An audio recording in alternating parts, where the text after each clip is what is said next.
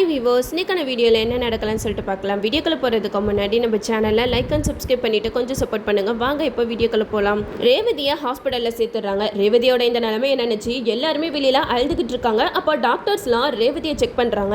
ரேவதியை check பண்ணிவிட்டு வெளியில் வந்து சொல்கிறாங்க, இவங்க ரொம்பவே கிரிட்டிக்கலாக இருக்காங்க, இவங்களை காப்பாற்றுறது ரொம்ப கஷ்டம், இவங்களுக்கான ட்ரீட்மெண்ட்டை என்னால் எடுக்க முடியாது, அதுக்கு ஒரே ஒருத்தரால் தான் முடியும், அந்த டாக்டரும் இப்போ வெளிநாடு கிளம்பிக்கிட்டு இருக்காரு அப்படின்னு சொல்ல இதை கேட்ட எல்லாருமே என்ன சொல்கிறீங்க, அவர் எங்கே இருக்காரு சொல்லுங்கள், அவர் கையில் காலில் விழுந்தாவது நாங்கள் கூட்டிகிட்டு வரோம் அப்படின்னு சொல்ல அதுக்கு அந்த லேடி டாக்டர் சொல்கிறாங்க, இல்லை அவர் வரதுக்கு சான்ஸே கிடையாது, நான் அவரை எவ்வளவோ கூப்பிட்டு பார்த்தேன் ஆனால் அவர் வரமாட்டேன்னு சொல்லிட்டாரு அப்படின்னு சொல்கிறாங்க. இதை கேட்ட கார்த்திக் வந்து அந்த லேடி டாக்டர் கிட்ட சொல்கிறாங்க, இல்லை டாக்டர் அவர் கண்டிப்பாக வருவார், நான் கூப்பிட்ற விதத்தில் அவரை போயிட்டு கூப்பிட்டுட்டு வரேன், அவர் கையில் காலில் விழுந்தாவது என் பொண்டாட்டியை காப்பாற்றுங்க அப்படின்னு சொல்லிட்டு நான் அவர்கிட்ட போய் கேட்டு கூட்டிகிட்டு வரேன் அப்படின்னு சொல்லிட்டு நம்ம கார்த்தியும் அங்கேருந்து கிளம்பி போயிடுறாங்க. இந்த சைடு நம்ம பாட்டி கோயிலில் ஒரு பெண் சாமியாரை பார்த்து அவங்க கிட்ட எல்லா குறைகளையும் சொல்லிக்கிட்டு இருக்காங்க. என்னோட பேத்தி ஹாஸ்பிட்டலில் உயிருக்கு போராடிட்டு இருக்கா, அதுக்காக தான் நான் வேண்டிட்டு இருக்கேன் அப்படின்னு சொல்ல அதுக்கு அந்த பெண் சாமியை சொல்கிறாங்க, இந்த விபூதியை உன் பேத்தி நெத்தியில் வை, எல்லாமே சரியாயிடும் அப்படின்னு சொல்கிறாங்க. அதுக்கு பாட்டி நீங்களும் என் கூட வாங்க, நீங்களே உங்கள் கையால் வச்சு விடுங்க அப்படின்னு சொல்லிட்டு அவங்கள ஒரு பக்கம் ஹாஸ்பிட்டலுக்கு கூட்டிகிட்டு வராங்க.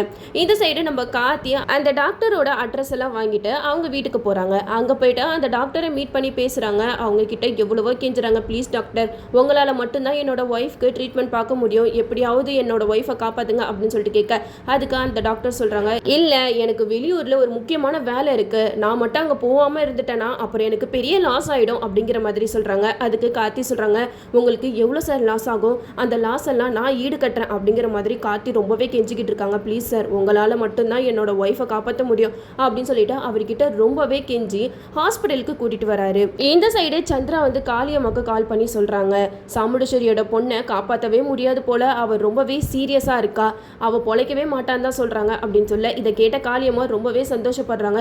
நல்ல விஷயம் சொல்லியிருக்க சந்திரா, நான் சாமுண்டீஸ்வரியோட குடும்பத்தை பழி வாங்கணும்னு சொல்லிட்டு ரொம்ப நாளாக ஆசைப்பட்டுட்டு இருந்தேன், ஆனால் இந்த மாயாவால் அது நிறைவேறி இருக்குன்னு நினைக்கும் போது ரொம்பவே சந்தோஷமாக இருக்குது, நீ அங்கே என்னென்ன நடக்குதா அப்படிங்கிறத எனக்கு மறக்காமல் கால் பண்ணி சொல்லிக்கிட்டே இரு அப்படிங்கிற மாதிரி சொல்கிறாங்க. அப்போ காளியம்மா மாயா கிட்ட சொல்கிறாங்க, மாயா என்னால் பண்ண முடியாத ஒரு விஷயத்த நீ பண்ணியிருக்க, நான் இவ்வளோ நாளாக சாமுண்டீஸ்வரி குடும்பத்தை பழி வாங்கணும்னு எவ்வளோலாம் நினச்சி ஏமாந்து போயிருக்கேன் தெரியுமா, ஆனால் நீ ஒரே நிமிஷத்தில் சாமுண்டீஸ்வரிய பொண்ணை ஷூட் பண்ணிட்டியே, பரவாயில்லையே அப்படிங்கிற மாதிரி சொல்ல இதை கேட்ட மாயா சொல்கிறாங்க, ஆமாம் ஏன்னா என்னோட மகேஷை கடத்தி வச்சு அவன் எங்கே இருக்கான் எப்படி இருக்கான்னு கூட கண்ணில் காட்டாமல் எவ்வளோ கொடுமைப்படுத்திருக்காங்க தெரியுமா, அது மட்டும் இல்லாமல் ரேவதி எங்களை நம்ப வச்சு ஏமாத்திட்டா, அவள் கார்த்தியோட வாழவே கூடாது, அவள் இந்த உலகத்தில் உயிரோடு இருக்கவே கூடாது, அதுக்காக தான் அவளை ஷூட் பண்ணணும்னு சொல்லிட்டு நான் ஒரு துப்பாக்கியை வாங்கி எவ்வளவோ ட்ரைனிங் எடுத்தேன், ஆனால் அவளை இவ்வளோ சீக்கிரம் ஹாஸ்பிட்டலில் கொண்டு போய் சேர்த்துட்டாங்க, இப்போ தான் அவள் பொழைக்கவே மாட்டான்னு சொல்லிட்டீங்களே, அதுவே எனக்கு போதும், இன்னும் நல்ல செய்தி வர்றதுக்கு நான் ரொம்பவே வெயிட் பண்ணிக்கிட்டு இருக்கேன், அவள் செத்துட்டா அப்படிங்கிற நியூஸ் வந்தாதான் எனக்கு ரொம்பவே நிம்மதி அப்படிங்கிற மாதிரி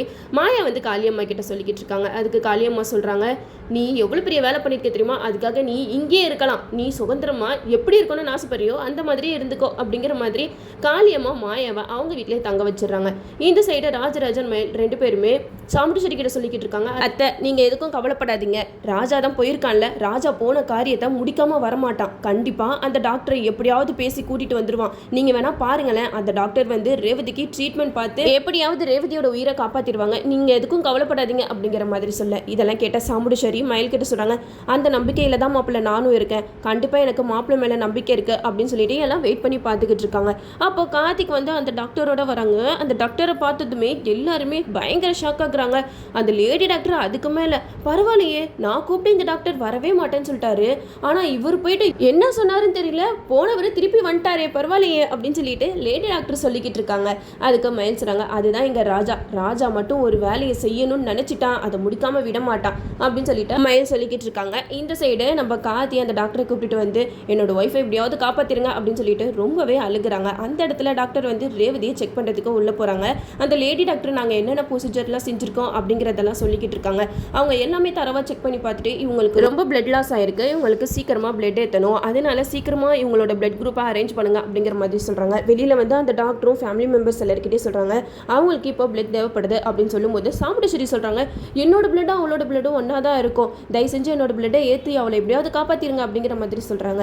இதை கேட்டுட்டு அந்த டாக்டரும் சாம்பிள் செக் பண்ணி பார்க்குறாங்க. ஆனால் பிளட் குரூப் வந்து மேட்ச் ஆகலை. அப்போ கார்த்திக் வந்து என்னோட பிளட் குரூப்பை செக் பண்ணி பாருங்க, எனக்கும் ரேவதிக்கும் கண்டிப்பாக செட் ஆகும் அப்படிங்கிற மாதிரி சொல்கிறாங்க. உடனே கார்த்தியோட பிளட் குரூப்பை செக் பண்ணி பார்க்குறாங்க. ரேவதியோட பிளட் குரூப்போட செட் ஆகுது. ஸோ கார்த்தி தான் நம்ம ரேவதிக்கு பிளட் கொடுக்குறாங்க. இன்னும் 4 மணி நேரத்தில் அவங்களுக்கு இந்த ஆப்ரேஷன் பண்ணலன்னா கண்டிப்பாக ரேவதி பொழைக்கவே மாட்டாங்க அப்படிங்கிற மாதிரி டாக்டர் சொல்லிட்டு போயிடுறாங்க. அதனால வெளியில் எல்லாருமே ரொம்ப பதட்டத்தோடு இருக்காங்க. அது மட்டும் இல்லாமல் ரேவதி சீக்கிரமாக குணமாகி வரணும்னு சொல்லிட்டு ஒவ்வொருத்தவங்க சாமியை வேண்டிக்கிட்டு இருக்காங்க. நம்ம கார்த்திக் வந்து பயங்கரமாக அழுகுறாங்க. ரேவதி கார்த்தியை சுற்றி வந்ததெல்லாம் நினச்சி பார்த்துக்கிட்டு இருக்காங்க.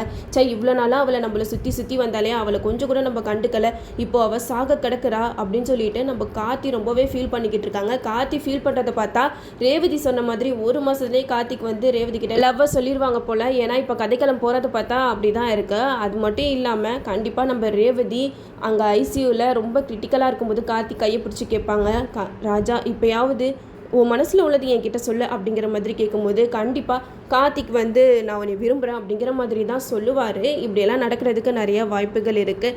நம்மளும் வெயிட் பண்ணி பார்ப்போம். ஓகே வீவர்ஸ், இந்த வீடியோ உங்களுக்கு பிடிச்சிருந்தா லைக் பண்ணுங்கள், மறக்காமல் நம்ம சேனலை சப்ஸ்கிரைப் பண்ணிடுங்க.